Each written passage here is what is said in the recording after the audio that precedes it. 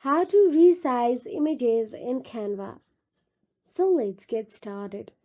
First of all, open the Canva in your web browser and make sure you are logged into your Canva account. Now, simply tap on the Create a New Design or open your design in Canva.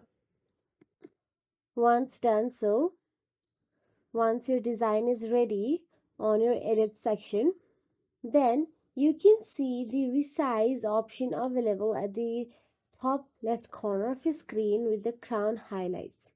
Simply press on the design first of all. So basically, crown design represents that it is for pro users. Resizing image in Canva is easy, but the method depends on whether you have a free or pro account. Here you can easily resize it, but you will need to pay some penny for this. Simply tap on the custom size and here choose any size you want and tap on the done or similar to that. Then it will take you to start a free trial. You can keep your payment method and start a free trial of Canva for at least a month. Then you can stop your payment as well.